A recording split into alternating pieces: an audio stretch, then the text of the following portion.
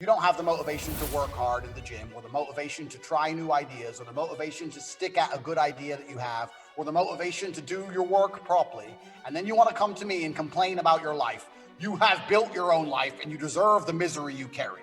You designed a life which was going to make anybody miserable, and now you're miserable. Congratulations. If you don't have motivation to try and be something more than Joe Schmo, well, then you deserve the misery. That's my point.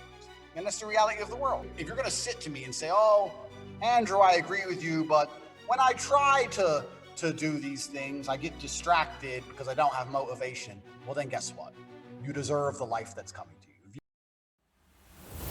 People who have addiction, whether it's drugs, alcohol, whatever it is, do you recommend that people to stop their addiction? Do they cut it cold turkey, or do they slowly stop it?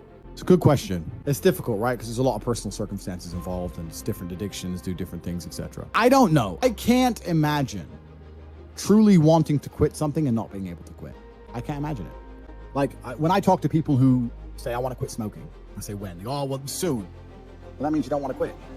You want to keep smoking for a while and quit later. Like I could quit cigars today. Like it wouldn't even plague my mind. Like if I wanted to quit, I'd quit.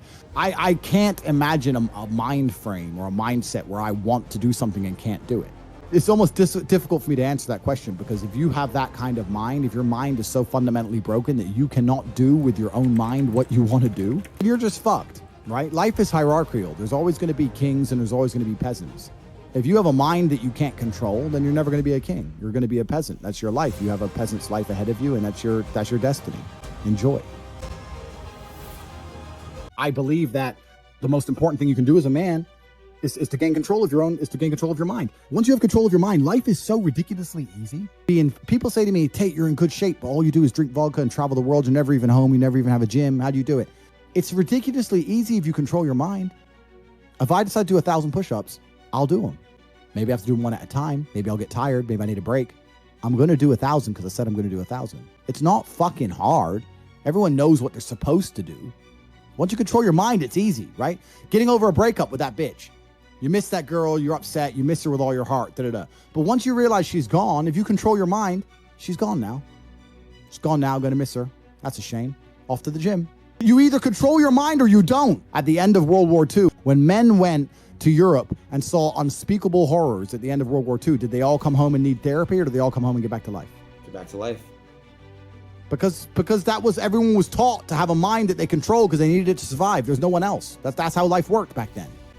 Now imagine there was a war that big. Imagine the fucking therapy, the fallout, the fucking bullshit. No one would be able to fucking even just go back in. And I'm not saying they didn't see bad things. I'm not saying it's not hard. It's fucking horrible. But that's how it works. That's life. Like I've seen shit. Like we've all had our trauma. You have to get through it. You either let it destroy you or let it build you.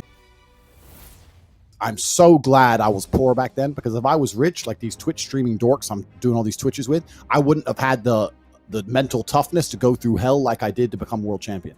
So I'm glad I was poor, and I'm glad I got rich at the right time so that I could retire from the sport and not have to hold pads in a gym or keep fighting when I'm past it to pay the bills. I'm glad I had a very, very long career, a very, very good career, an amazing fight record, sparked a bunch of people, did an amazing job. And then I took all my millions and millions and avoided serious injury, took millions and millions and millions of dollars, and now I get to live the life of a retired champion.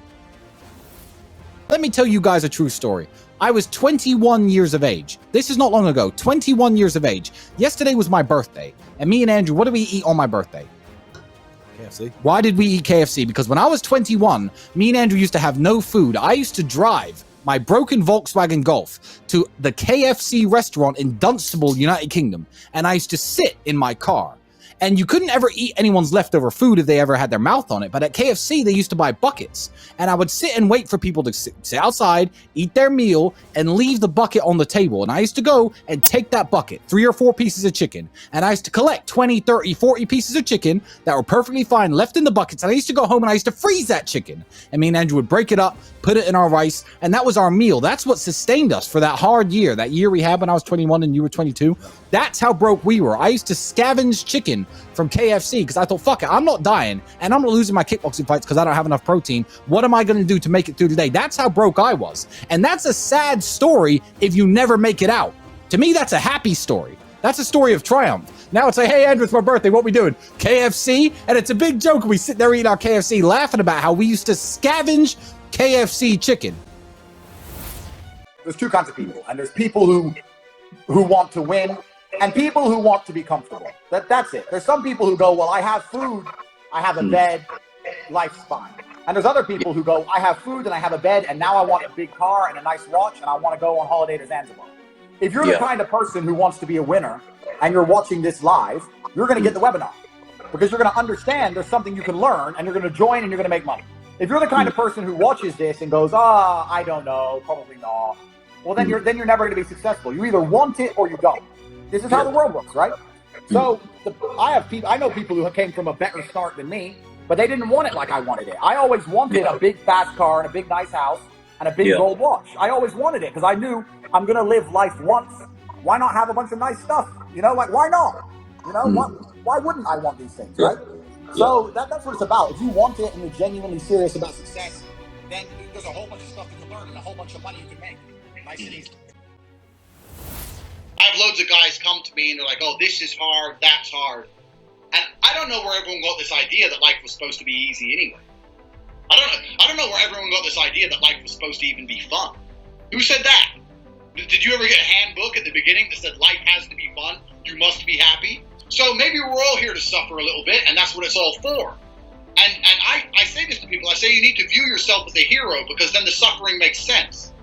You know, if you watch any superhero movie, they're suffering. Every superhero suffers. So if you see yourself as a hero, then the suffering has meaning. If you give yourself meaning to suffer, then the suffering isn't so bad. That's the reason I fought. I broke bones. I cried. I was nervous. I was scared, but I suffered for a reason. I have world titles. So I say to these people, you can either suffer and be a somebody or suffer the pain of being a nobody. You're going to suffer. So which one do you want?